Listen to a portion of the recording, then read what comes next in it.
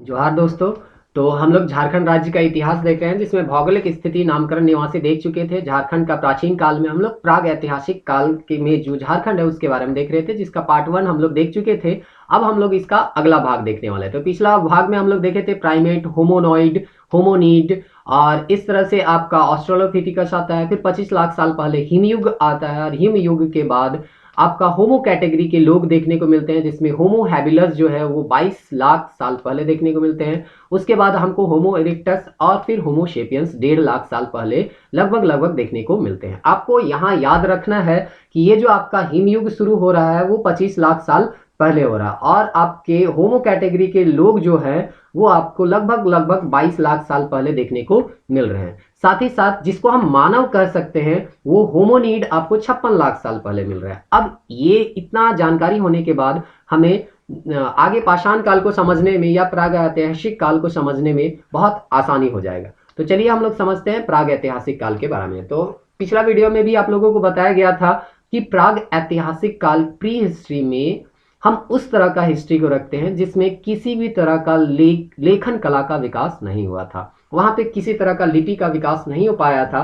इसीलिए उस समय के जो लोग थे वो अपने बारे में कुछ लिख के नहीं गए, और इस तरह से हम लोगों को उस समय के इतिहास को जानने के लिए जो पुरातात्विक अवशेष है, अर्थात उनके द्वारा बनाया गया औजार, उनके द्वारा निर्मित मृत भांड या उनके द्वारा किया गया चित्रकारी, उसी पे निर्भर रहना होता है। उसी के आधार पे हम उस समय के इतिहास के बारे में जानते हैं कि उस समय के लोग का जीवनचर्या कैसा रहा होगा। तो अब ये चूंकि एक लंबा टाइम पीरियड है, तो इसको हम लोग 3 टाइम पीरियड में बांट देते हैं, 3 काल में बांट देते हैं, जिसको हम लोग पूरा पाषाण, मध्य पाषाण और नव पाषाण कहेंगे। तो किसी भी चीज का वर्गीकरण किया जाता है तो उसका कोई ना कोई आधार होता है। जैसे हम मैथ को साइंस से अलग कर रहे हैं तो उसका कोई ना कोई आधार है। फिजिक्स को हम बायोलॉजी से अलग कर रहे हैं तो उसका कोई ना कोई आधार है। तो उसी प्रकार से जो पाषाण काल को 3 भाग में हम बांटे तो उसको 3 आधार लेके बांटा गया है। पहला आधार है भूवैज्ञानिक युग। भूवैज्ञानिक युग कॉमन है, अभी हम लोग आगे भी देखेंगे। जैसे कि एक अभी समझ लीजिए जुरासिक जो काल होता है उसके बारे में आप लोगों ने सुना, वो एक भूवैज्ञानिक युग के अंतर्गत ही आता है। इसको आप इयोन, एरा, एपोच, पीरियड, इस तरह से इसको विभाजित किया जाता है, जो कि आगे हम लोग को देखना भी है, और डिटेल में हम लोग भूगोल जब पढ़ेंगे तो उसमें भी देख लेंगे। उसके बाद औजार के प्रकार, छोटे थे, बड़े थे, पॉलिश किए हुए थे, और उसका बनाने का तकनीक क्या था, इस आधार को हम लोग लेके 3 काल में बांटने का उसको प्रयास करेंगे। उसके बाद तीसरा जो कैटेगरी है उनके जीवन निर्वाह की पद्धति को यहाँ पे हम देखेंगे कि वो किस तरह का जीवन व्यतीत करते थे, शिकारी करते थे या पशुपालन करते थे कि नहीं, कृषि करते थे कि नहीं। तो इस 3 आधार के मार्फत से हम पूरे पाषाण काल को 3 भाग में या प्राग ऐतिहासिक संस्कृति को 3 भाग में बांटने का प्रयास करते हैं। तो इस तरह से सब कोई को पता होगा ये 3 भाग है, पूरा पाषाण, मध्य पाषाण और नवा पाषाण। तो आपको एनसीईआरटी क्लास 6 में आप पेज नंबर 17 में जाइए तो वहां भारत का दिया गया है पूरा पाषाण, मध्य पाषाण और नव पाषाण युग का समय। तो वहां पे लिखा गया है कि 20 लाख साल पहले से लेके 12,000 साल तक का जो काल है उसको हम लोग पूरा पाषाण युग के समय रख सकते हैं। उसके बाद 2000 जो काल है, 2000 जो वर्ष का समय है, अर्थात 12,000 से लेके 10,000, इसको हम मध्य पाषाण, यानी कि आप देखिए पूरा पाषाण में बहुत लंबे टाइम पीरियड को रखा गया है, 20 लाख से 12,000 का समय। अब मध्य पाषाण युग में देखिए मात्र 2000 साल को रखा गया है, यानी 12,000 से 10,000। फिर नव पाषाण युग अर्थात हो जाएगा 10,000 के बाद का जो समय है उसको हम लोग नव पाषाण युग के तौर पे देखते हैं। एक चीज यहाँ पे आपको और समझना है, ये जो पूरा पाषाण, मध्य पाषाण या नव पाषाण कहा जा रहा है, ये विकास क्रम को दिखा रहा है। आगे आप लोगों को बताया जाएगा कैसे पूरा पाषाण में शिकारी करते थे, शिकार करते थे लोग। फिर मध्य पाषाण में आपका पशुपालन करने लगेंगे, नौ पाषाण में खेती करने लगेंगे। तो ये क्या दिखा रहा है, एक डेवलपमेंट को दिखा रहा है कि कैसे मनुष्य जो है समय के साथ विकास कर रहा है। और इस क्रम में हम ये देख सकते हैं कि अगर कोई इतना बड़ा पृथ्वी है तो इस पोर्शन में हम मान के चलिए यहाँ अमेरिका है, यहाँ भारत है। तो इस तरह से हो सकता है जब भारत में नौ पाषाण काल चल रहा हो, नौ पाषाण काल चल रहा हो, तो उसी समय अमेरिका में हो सकता है पूरा पाषाण काल चल रहा हो, पूरा पाषाण काल चल रहा हो। ऐसा इसलिए हो सकता है, जिसको इसको एक सिंपल वे से समझिए। जैसे कि हम कहते हैं कि भारत अभी डेवलपिंग कंट्री के श्रेणी में आता है, लेकिन आपका अमेरिका डेवलप कंट्री के श्रेणी में आता है। तो इस तरह से अमेरिका तक पहुंचने में हमको हो सकता है 20 साल 30 साल 25 साल आपको हम लोगों को समय लग जाए उतना डेवलप होने का। लेकिन समय एक ही है, लेकिन हम अभी डेवलपिंग कंट्री हैं, वो डेवलप कंट्री है। तो उसी तरह से हो सकता है एक ही समय काल में, यानी कि 20 लाख से लेके 12,000 के बीच हो सकता है कोई भाग जो है वो पूरा पाषाण काल का रहा हो और कोई भाग जो है वो मध्य पाषाण या नवपाषाण काल में हो गया। तो आप ये कॉन्सेप्ट लेके चलिएगा कि एक ही समय में हो सकता है अलग अलग जगहों में जो पाषाण युग है वो अलग अलग काल में हो सकता है, पूरा पाषाण, मध्य पाषाण और नवपाषाण, क्योंकि ये जो है वो डेवलपमेंट को बताता है। तो हो सकता है कि हम जो है वो दिल्ली से कम डेवलप हैं, तो दिल्ली जो है नवपाषाण काल में पहुंच जाएगा और हम जो हैं वो मध्य पाषाण या पूरा पाषाण काल में ही रहेंगे। कुछ समय बाद हम भी धीरे धीरे डेवलप करते करते नवपाषाण काल में पहुंच सकते हैं। तो इस तरह से चूंकि झारखंड के बारे में स्पष्ट कोई किताब में हमको ये मिला नहीं कोई डेट, इसीलिए हम भारत का जो पूरा पाषाण, मध्य पाषाण, नवपाषाण काल का डेट दिया गया है एनसीईआरटी क्लास 6 में, उसी को आधार लेके चलते हैं ताकि समझने में कोई दिक्कत ना हो। तो इस तरह से हम लोग पहले समझेंगे पूरा पाषाण युग का क्या विशेषता था, फिर देखेंगे कि झारखंड में उस तरह के जो औजार है वो कहाँ कहाँ मिले, और इस तरह से हम लोग का पूरा पाषाण खत्म होगा। फिर मध्य पाषाण में भी उसी तरह देखेंगे, उसका जो विशेषता है उसको देख लेंगे। फिर झारखंड में उसके कहाँ कहाँ अवशेष मिले हैं, इस तरह से हम लोग सबके बारे में देख लेंगे। फिर आपका काशी युग के बारे में भी देखेंगे। तो चलिए हम लोग समझते हैं झारखंड के प्राचीन काल। तो झारखंड के प्राचीन काल को भी 3 भागों में बांटा गया है, जैसे कि हम भारत के प्राग ऐतिहासिक काल को बांटते हैं पूरा पाषाण, मध्य पाषाण, नवपाषाण, फिर धातु काल में ताम्र, कांस्य और युग। इसमें भी लिखा गया है, कोई लिखित साक्ष्य नहीं है, ये सारा चीज देखिए। अब देखिए पिछला वीडियो जो आपको पार्ट 1 बताया गया था उसमें बताया गया था 25 लाख साल पहले हिम युग का शुरुआत होता है, और उसमें जो है ऑस्ट्रोपिथिकस जो थे वो नष्ट हो जाते हैं, या वो जो है इस एक्सट्रीम क्लाइमेट में इतने ज्यादा ठंड में जीवित नहीं रह पाते हैं। तो जो जीव बच जाते हैं वो जैसे जैसे तापमान 25 लाख के बाद, आपका 25 लाख के बाद जैसे जैसे तापमान में वृद्धि होगा वैसे वैसे कुछ नए जीव जो हैं वो आपको देखने को मिलेंगे, और इसी कैटेगरी में होमोसेपियंस आपके सबसे अंतिम रूप में देखने को मिलेंगे। तो देखिए यहाँ पे दिया गया है जो पूरा पाषाण काल शुरू होता है वो 20 लाख से 12,000 वर्ष पहले होता है, जब हिम युग खत्म होके धीरे धीरे पृथ्वी का तापमान जो है वृद्धि करते जाता है। तो जो जीव हैं वो नए नए जीव हैं वो आपको अस्तित्व में जो बच गए हैं, जो उस एक्सट्रीम क्लाइमेट्स में बच गए हैं, उनका अस्तित्व अभी भी बचा हुआ रहता है। तो इस तरह से उनमें जो बच गए उनके जीवन शैली के बारे में हम लोग देखते हैं। तो ये जो हम काल कह रहे हैं उसको भूवैज्ञानिक काल, जैसे हम लोग बात अभी इससे पहले पढ़े थे कि जो पाषाण काल को बांट रहे हैं उसका भूवैज्ञानिक युग एक आधार है। तो भूवैज्ञानिक काल में आपको देखने को मिलेगा 10,000 से लेके 20 लाख तक का जो समय है उसको हम लोग प्लायोसीन काल के अंतर्गत यानी अत्यंत नूतन काल के अंतर्गत रखते हैं। देखिए आपको बड़े जो टाइम पीरियड है भूवैज्ञानिक युग है उसको 4 भाग में बांटा गया है, इयोन्स, एरा, पीरियड और एपोच। और इसी में जो एपोच है वो कम टाइम पीरियड को दिखाता है, यानी कि एक इयोन में बहुत सारे एरा होंगे, एक एरा में बहुत सारे पीरियड होंगे और एक पीरियड में बहुत सारे एपोच हो सकते हैं। उस तरह से जो प्लायोसीन एपोच है उसके अंतर्गत जो टाइम पीरियड आता है उसी टाइम पीरियड को हम लोग पूरा पाषाण काल के अंतर्गत रखते हैं। तो इस काल में क्या विशेषता था उसको थोड़ा सा हम लोग देखने का प्रयास करते हैं। तो इस तरह से हम लोग देखते हैं कि चूंकि ये हिम युग का अंतिम समय था, इसीलिए जो भी जीव बच गए यानी जो भी होमो कैटेगरी के लोग बच गए वो खेती नहीं करते थे, केवल जानवरों को मारते थे और इधर उधर घूम के अपना भोजन का संग्रहण करते थे। इसीलिए हम लोग कह सकते हैं ये शिकारी और खाद्य संग्राहक का जीवन को व्यतीत करते हैं। सोचिए कि उस समय हम लोग जस्ट इंसान जो है या होमो जो है वो होमो कैटेगरी के जो लोग थे उनका मस्तिष्क जो है पूरी तरह से विकसित नहीं हो पाया था, इसीलिए वो खेती या पशुपालन तरह की कोई चीज नहीं करते थे, केवल शिकार करते थे और खाद्य का संग्रहण करते थे। अग्नि से इनका किसी तरह का कोई परिचित नहीं था, ऐसा लिखा जाता है। ये गुफाओं में रहते थे और गुफाओं में चित्रकारी किया करते थे, और इसी चित्रकारी के आधार पे और कुछ औजार का भी निर्माण करेंगे जो कि अभी हम लोग देखने वाले हैं। कुछ औजार का भी निर्माण करेंगे और चित्रकारी इसी आधार पे हम उस समय के लोगों की जीवन शैली कैसा रहा है इसके बारे में देखेंगे। तो भारत के संदर्भ में आप देखिएगा तो मध्य प्रदेश में भोपाल आप जाइए, वहां भीमबेटका गुफा है, वहां पे बहुत सारे आपके पूरा पाषाण युग की चित्रकारी देखने को मिलेंगे। तो चूंकि हम लोग झारखंड पढ़ रहे हैं तो झारखंड के संदर्भ में आप देखने को मिलेगा कि झारखंड में हम लोग जो है वो हजारीबाग के इस्को में आप चले जाइए तो वहां पे भी आपको गुफा मिले और वहां प्राग ऐतिहासिक काल के काफी चित्रकारी किए हुए गुफाओं के दीवालों में आपको ये देखने को मिल जाएगा। तो चूंकि झारखंड के संदर्भ में पढ़ रहे हैं तो ये इसको जो है हजारीबाग में इसका नाम आपको याद रखना है। तो इस तरह से प्राग ऐतिहासिक काल में के जो चित्रकारी है वो इसको के अलावा भी और भी जगह में मिले हैं, जिसमें एक उदाहरण आपका भवनाथपुर जो कि गढ़वा में पड़ता है, वहां पे भी कुछ दुर्लभ शैल चित्र मिले हैं।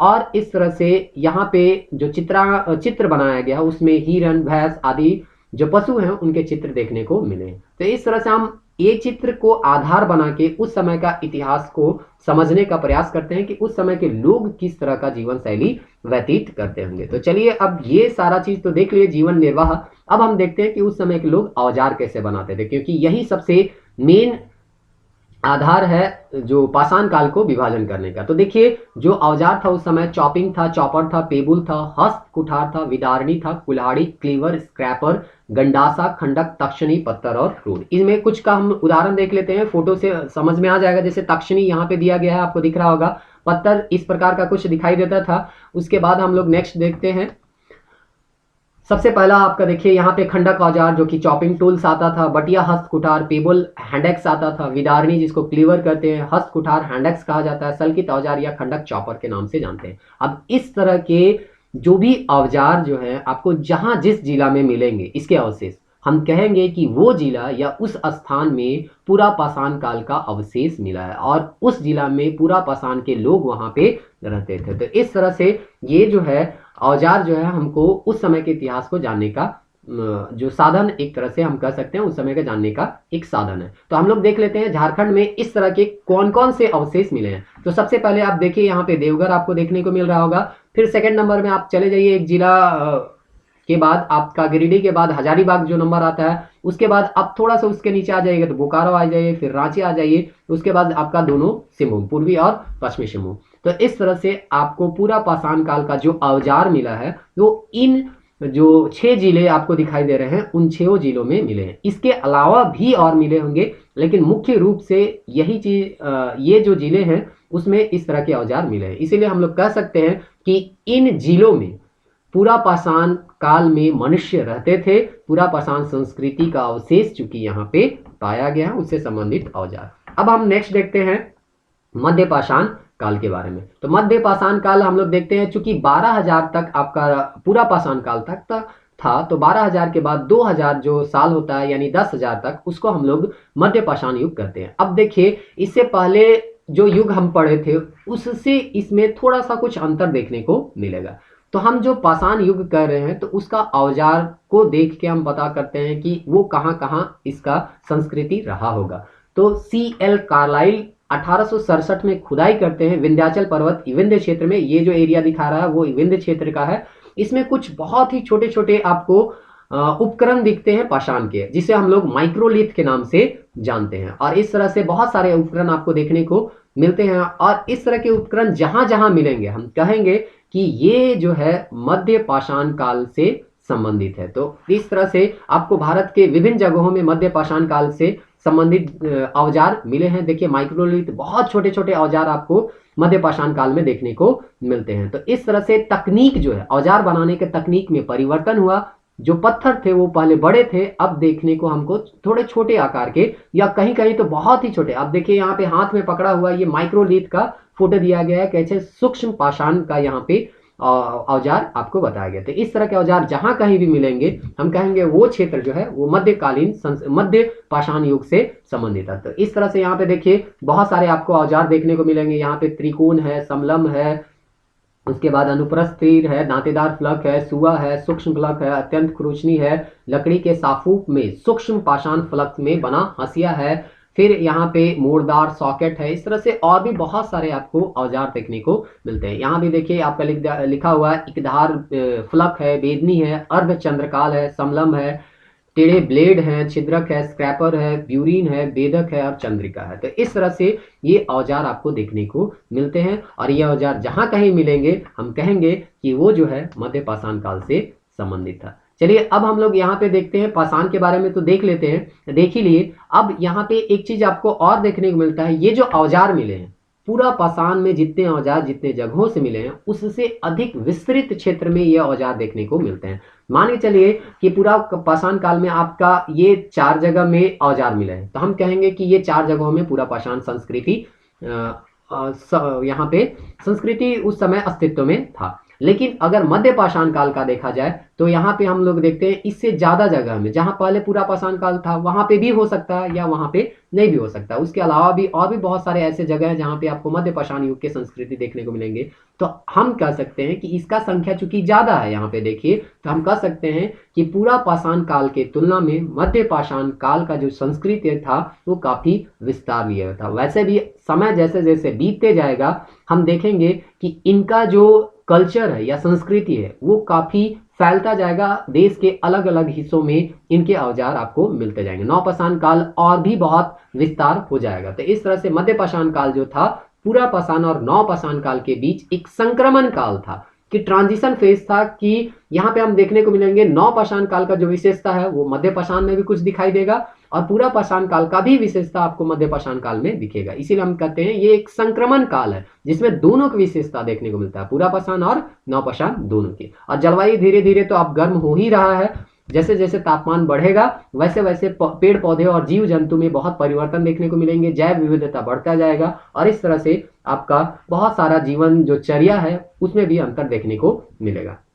आपको मध्य पाषाण में एक खास विशेषता देखने को मिलता है, इस समय लोग जो है, इससे पहले हम देखेंगे केवल शिकारी करते थे, शिकार करते थे और जो है खाना इधर उधर से आपका जमा करके उसको अपना भोजन करते थे, अपना पेट भरते थे। लेकिन अब मध्य पाषाण काल में सबसे बड़ा एक परिवर्तन आता है इनके जीवन में, वो है पशुपालन का। तो ये जो है पशुपालन करना शुरू करते हैं, पशुओं को अपने अधीन रखना शुरू करते हैं और इस तरह से जो प्राचीनतम साक्ष्य है भारत में वो आदमगढ़ जो कि एमपी में है और बागोर जो है जो कि राजस्थान में है। यहाँ पे देखने को थोड़ा बहुत धुंधला दिखाई दे रहा होगा, यहाँ पे दिख रहा होगा, यहाँ पे हमको प्राचीनतम साक्ष्य मिलते हैं जहाँ पे पशुपालन किया गया था। उसी तरह से आप चौपानी मांडो इलाहाबाद आप चले जाइए यूपी में, तो वहाँ मिट्टी के बर्तन का प्राचीनतम साक्ष्य मिले हैं, मतलब सबसे प्राचीन बर्तन का वहाँ पे साक्ष्य देखने को मिलता है। तो इस तरह से आपका जीवनचर्या में थोड़ा बहुत डेवलपमेंट देखने को मिलता है। मिट्टी के कुछ बर्तन भी हमको देखने को मिलेंगे जो कि नवपाषाण काल में और भी विकसित हो जाएंगे।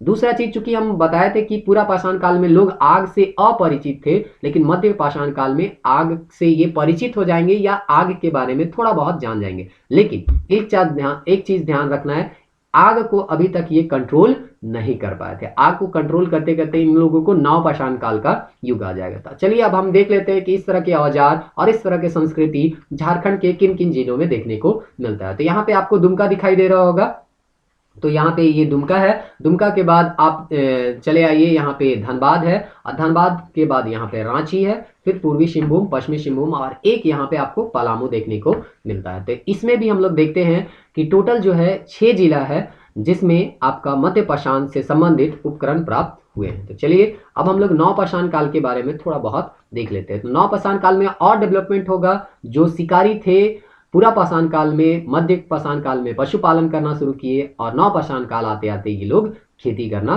शुरू कर देंगे। तो इस तरह से कृषि कार्य की शुरुआत हुई, पशुपालन, पत्थर के चिकने औजार और मिट्टी के बर्तनों का निर्माण हुआ। तो जो औजार आपका पूरा पाषाण और मध्य पाषाण काल में बन रहे थे उसी प्रकार के औजार आपको नवपाषाण काल में भी देखने को मिलेंगे, लेकिन ये जो औजार है थोड़े चिकने हो जाएंगे और भी इसमें कुछ रिफाइन हो जाएंगे, इसको और भी अच्छे तरीके से बनाने का प्रयास किया जाएगा। तो इस तरह से आपका जो बर्तन है उसमें कलाकारी किया जाएगा, चित्रकारी किया जाएगा और इस तरह से आपके चिकने पत्थर से औजार बनाए जाएंगे और ये काफी रिफाइन हो जाएगा ये। और इस तरह से कहा जाता है कि बर्तनों में रंग लगाकर चित्र भी बनाया गया और इस तरह से आकर्षक बनाने का प्रयास किया। एक तरह से देखिए धीरे धीरे ये अब क्या होंगे, खेती करेंगे। खेती करने के लिए क्या होता है कि 2 महीना 3 महीना आपको एक जगह रुकना होता है और इस तरह से जब 2 महीना 3 महीना आप रुकिएगा कहीं पे, तो वहां पे छोटा छोटा बस्ती बनना शुरू हो जाएगा, पहिया का खोज होगा, जौ, मटर, मसूर, रागी खेती, इस तरह से लोग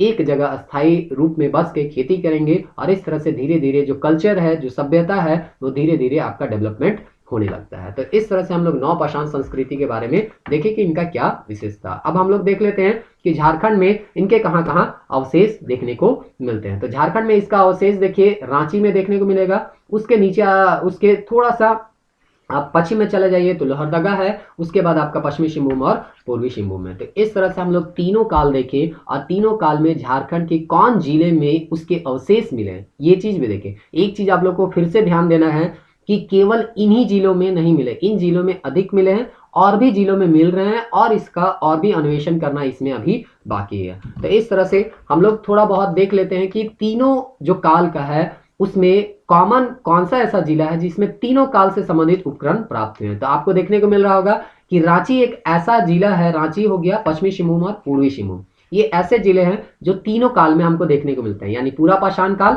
मध्य पाषाण काल और नव पाषाण काल। तो आपको एक चीज याद रखना है कि पूरा पाषाण काल, मध्य पाषाण काल और नव पाषाण काल के तीनों के समय के जो औजार मिले हैं, जो अवशेष मिले हैं, वो किन तीन जिले में मिले हैं? रांची, पश्चिमी सिंहभूम और पूर्वी सिंहभूम। तो इस तरह से हम लोगों ने ये चीज देखा। चलिए अब पाषाण काल देखने के बाद हम कांस्य धातु काल के बारे में देखते हैं, जिसमें धातुओं का प्रयोग आया। अब जो हम पहले पढ़ रहे थे ये था प्राग ऐतिहासिक, और अब जो पढ़ रहे हैं वो आद्य ऐतिहासिक संस्कृति यानी प्रोटो हिस्ट्री।